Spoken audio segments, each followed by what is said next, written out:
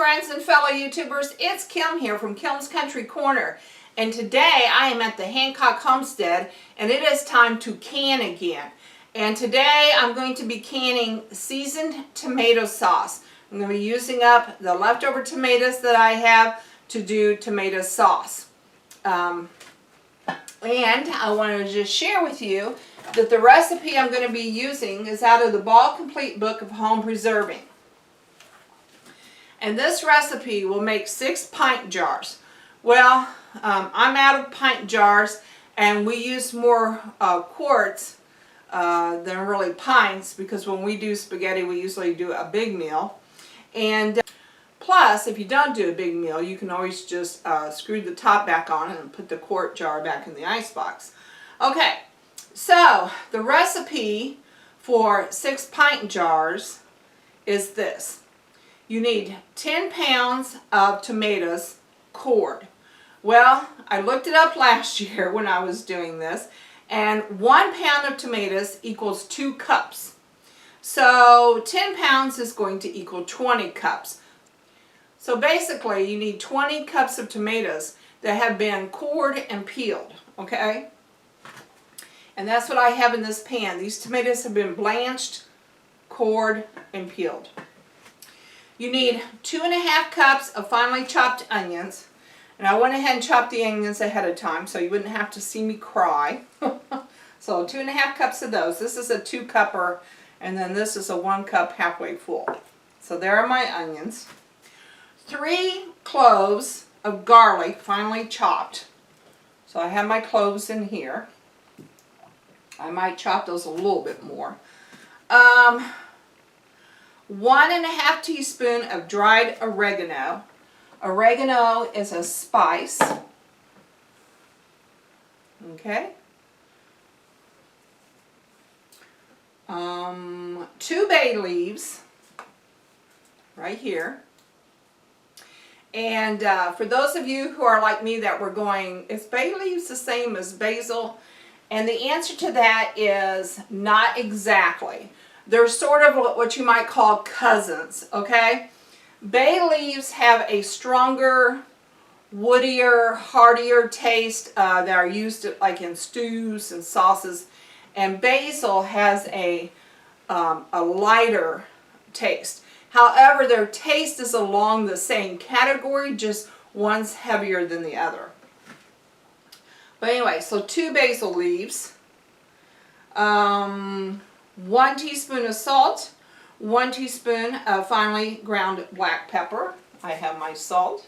I have my pepper. 1 teaspoon of granulated sugar. I have my sugar. And a ½ teaspoon of hot pepper flakes. Okay, I do not add the hot pepper flakes because we have a mild taste in our family, so those I leave out. And then a bottled lemon juice or citric acid. And this is what helps to balance out your acid. Okay? Alright, so I have all my ingredients, and as you can tell, just from years of cooking, I have learned to set out my ingredients first to make sure I have everything. And there's nothing like getting started and then going, oh my goodness, I don't have any bay leaves, you know. So I always like to set everything out and make sure I have everything. Alright, for them, step number 1 says, wash and sort tomatoes, removing any bruised or discolored areas. Okay, I've already done that. Quarter 6 tomatoes and place in a large stainless steel saucepan. Bring to a boil over high heat. Using a potato masher, crush the tomatoes to release juices, stirring constantly while maintaining a boil and stirring to prevent burning. Continue to quarter the tomatoes, adding them to the saucepan as you work. Make sure the mixture continues to boil vigorously while you add and stir and crush the remaining tomatoes. Alright, well, I am not going to be doing that part the way they've instructed, okay? What I'm going to be doing is I'm going to be taking these tomatoes over to my blender and I am going to let my blender chop them for me, okay? And then I will add them to the saucepan. All right, I don't think it really matters whether I'm chopping them or the blender's chopping them. The point is you're getting them down to a puree with maybe tiny chunks of tomatoes, but you want them small. All right, then it says that when all the tomatoes have been added, then you stir in your onion, your garlic, your oregano, the bay leaves, the salt, the pepper, the sugar, and the hot flakes if you use them. Return to a boil, stirring occasionally. Reduce heat to medium and boil, stirring frequently until the sauce is reduced by half and thickened slightly, which is going to take you about 2 hours. When you first put your tomatoes in, it will have a very watery consistency because tomatoes hold a lot of water. So what you're going to do is you're going to bring it to a boil first, but then you're going to reduce that heat and you're going to let the steam evaporate all that excess water until it gets you down to a nice sauce, okay, thick consistency. All right, so let's go ahead and get started. I'm going to get out my other saucepan.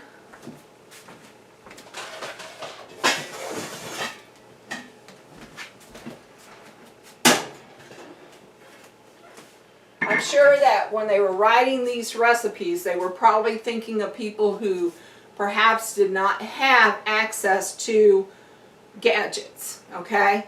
So, but I am going to go ahead and use my blender, and I will bring you over so you can see how I'm doing this. All right, so my blender will do 6 cups, okay? And since I need 20 cups, I will be doing 3 would make 18 and then half. So 3.5 of these. All right.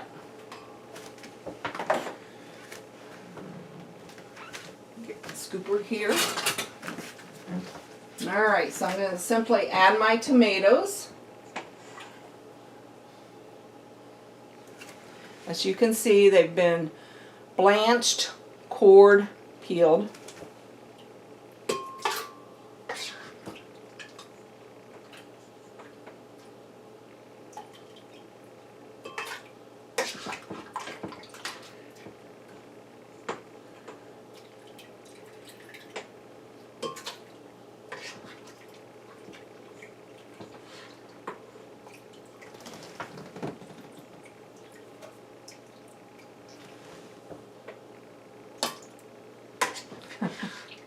All right, I'm going to get that thing filled up here.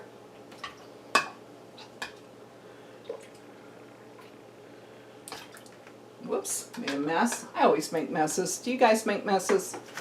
All right, so let's get the lid popped on. That's going to be 6 cups there. And I'm going to do the chop.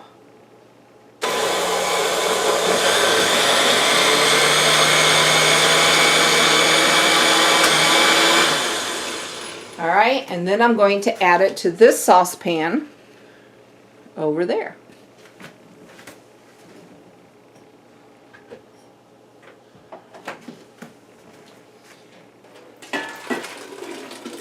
Okay, so there's the one. I may not leave it quite so long this time because that's pretty chopped.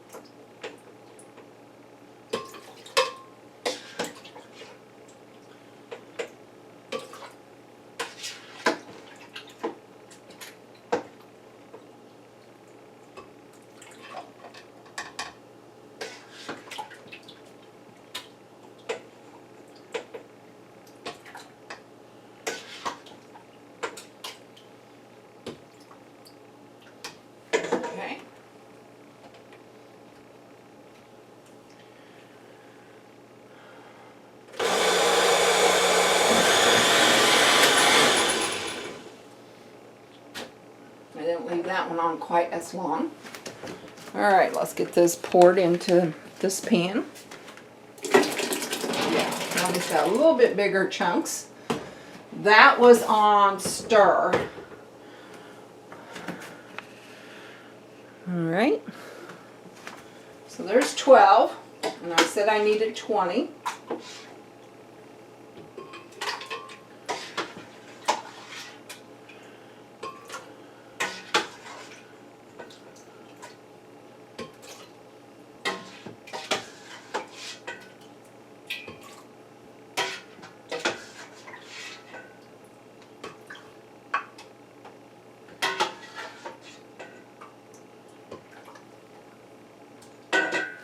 Well, I'm going to barely just have enough tomatoes. So I didn't even plan that, and it worked out just about right. All right, so I did that on stir last time, so let's do that one again.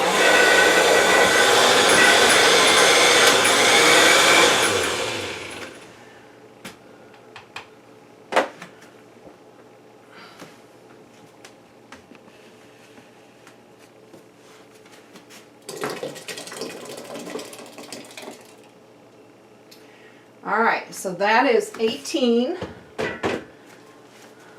All right, so this will make 20.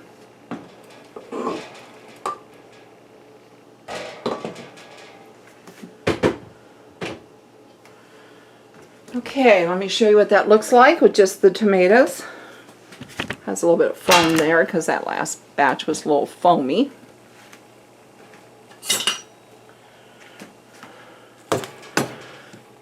You see that? Yep.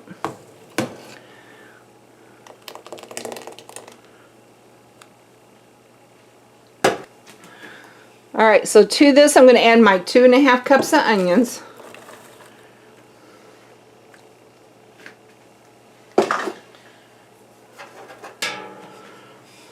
Give that a quick stir.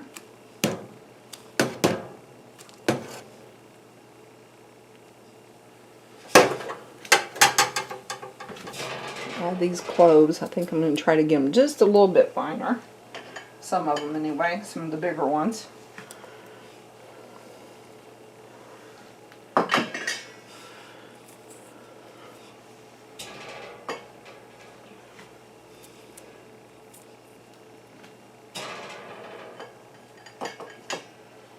Alright, the rest of them doesn't look too bad. There we go. I hope I didn't put my hand right in front of you guys. Okay, so I have my onions and my cloves.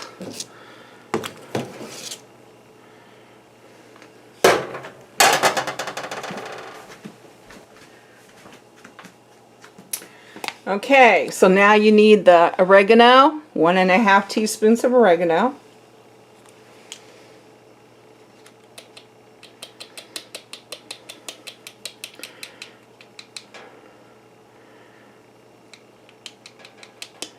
Come on, oregano. Okay, count that as 1.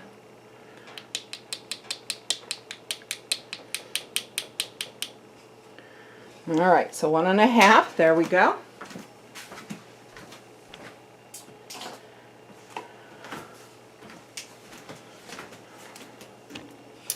Two bay leaves. Now later, whenever you get ready to put the sauce into the jars, if you run across the 2 bay leaves, you are allowed to move them.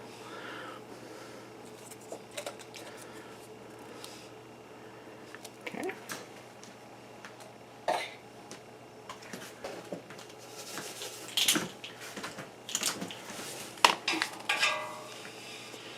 All right, 1 teaspoon of salt.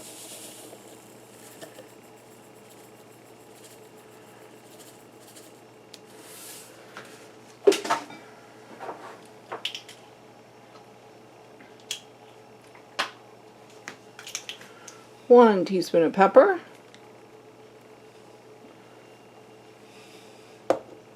One teaspoon of pepper.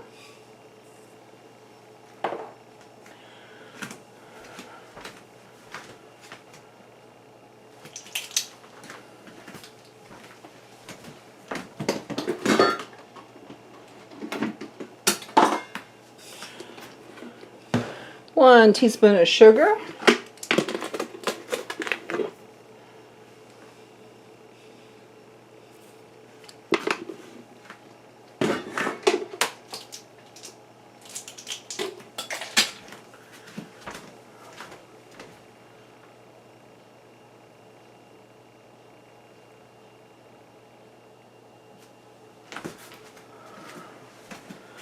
Okay, so we're going to go ahead and turn on our heat to high to bring it to a boil.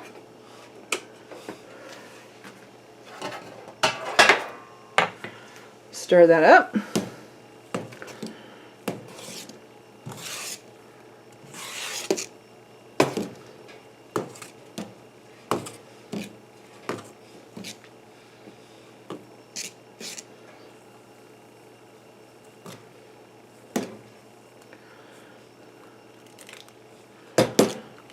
All right. Okay, so now I'm going to bring this to a boil, and then after it boils for about a minute, I will turn the heat down to simmer, and then we will continue to let it simmer for about 2 hours until it reduces to about half the size. Half the pan.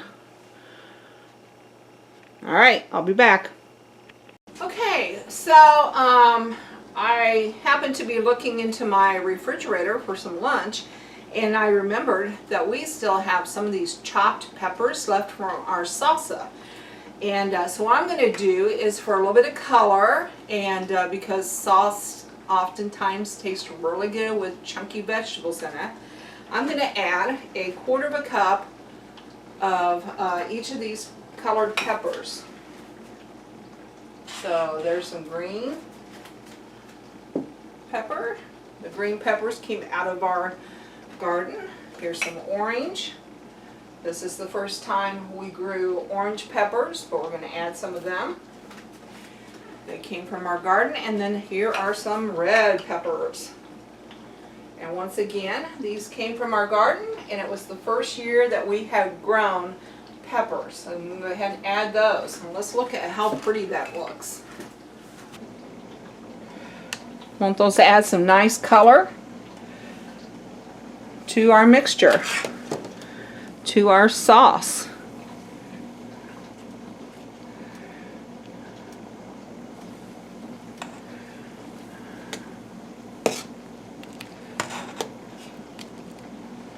All right.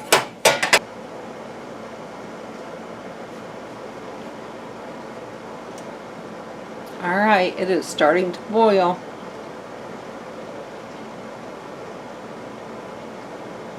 It's at the very beginning of it, though.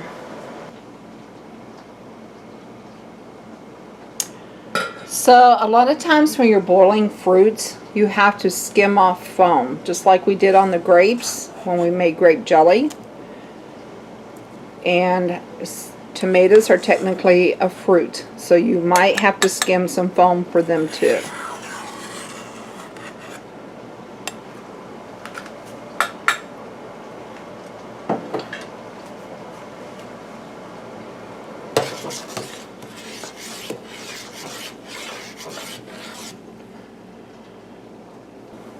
Alright, I'm going to go ahead and turn my heat down so it can simmer. And we'll be back. Okay friends, well my tomato sauce has been on simmering for about 2.5 hours now. And it is finally reaching the consistency that I like it. The thickness that I enjoy it. So I'm going to go ahead and show it to you real quick, and then we'll start the canning process.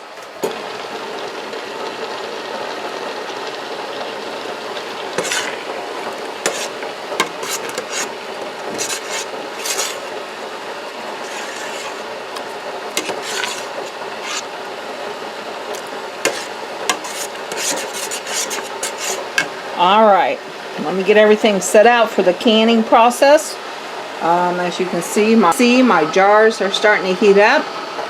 I have my lids and my rings back there heating up. So we are just about ready to start canning. Okay, so continuing in the book, step step 2 says, meanwhile, prepare canner jars and lids. So we did that while our tomato sauce was getting ready.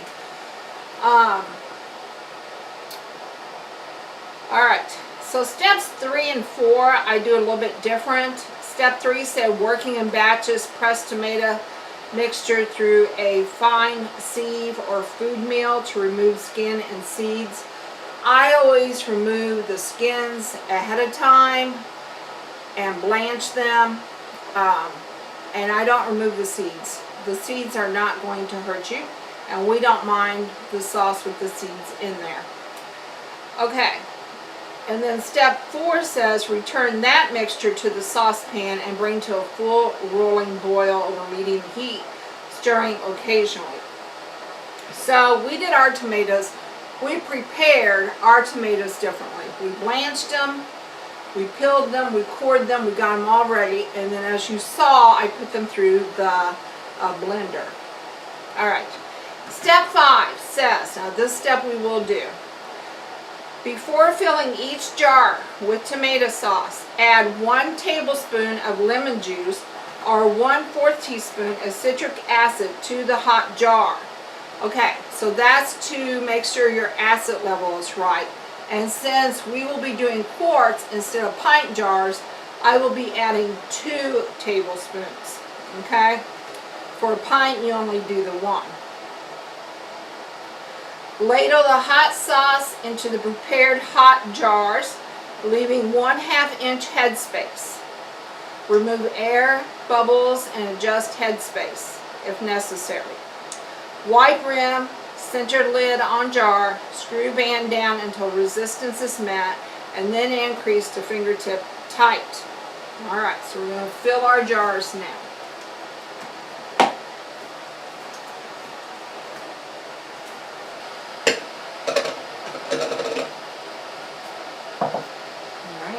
So before I add the tomato sauce, I need to make sure I add 1 tablespoon of lemon juice per pint, but I'm using quarts, so I'm going to double that.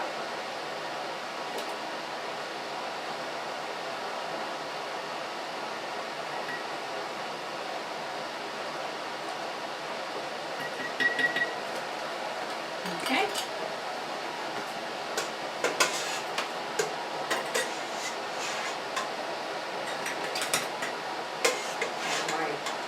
Tomato sauce, and there's one of those bay leaves, and at this time I'm just going to take that out.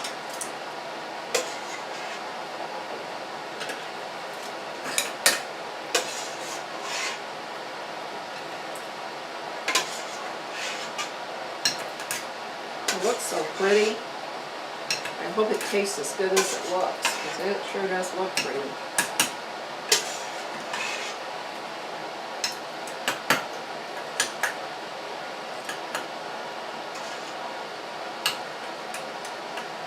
Alright, let's do a debubble.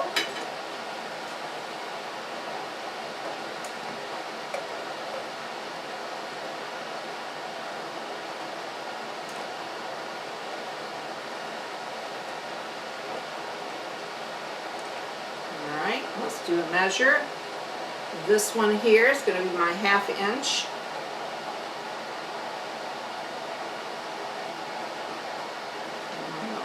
Just a little bit too much. Take out just a little bit. You want to make sure you have that headspace right, because if you don't, your tomatoes will go up over the top. Okay, that looks good. Alright, I'm going to wipe the rim.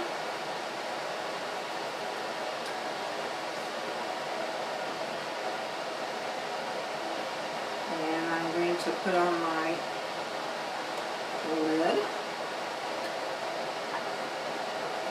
And then I'm going to put on my ring.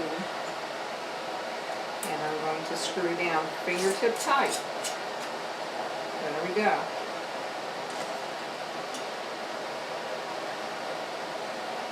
Okay, next jar.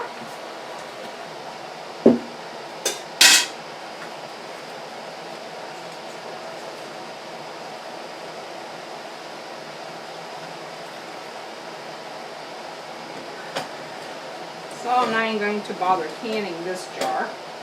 I will just use it as is. I'm going to have to put a lid on it so I don't spill it.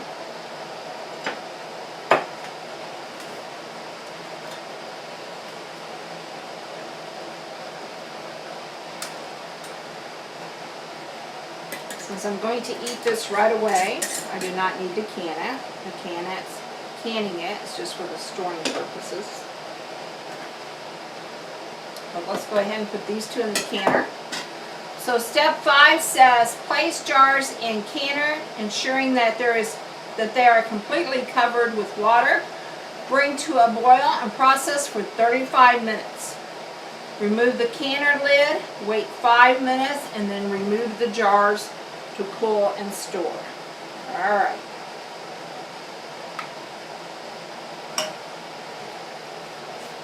Very pretty.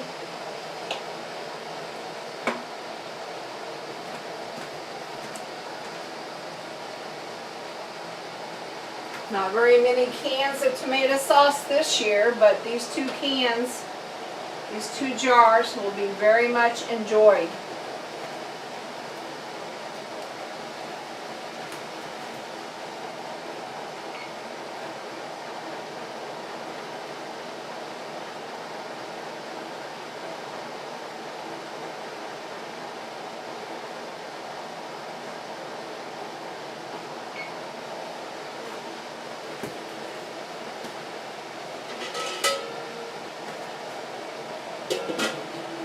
Okay, there we go. And speaking of less produce, we mentioned in an earlier video that we were going to try to make pear salsa and pear jelly. Well, as it turns out, Karen and Matt's pear tree is also on a biennial cycle, and it's on the same cycle as our apple trees. So they did not get as many pears this year. So they have chosen to eat the pears fresh, in fresh salads, and not to do any canning with them. There just wasn't enough to do the canning process. And our apple trees are on a biennial cycle, and this is their off year.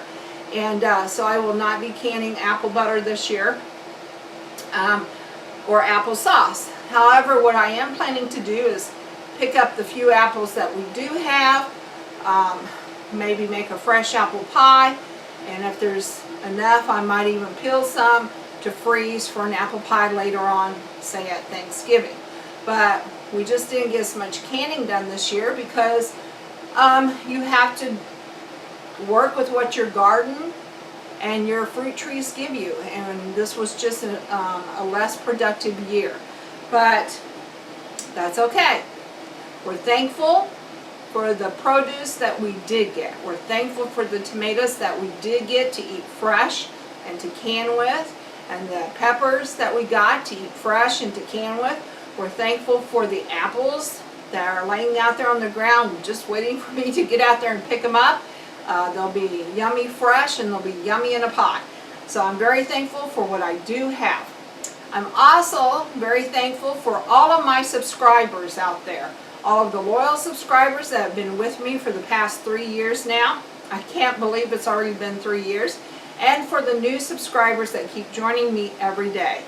I hope that you will like and share my videos.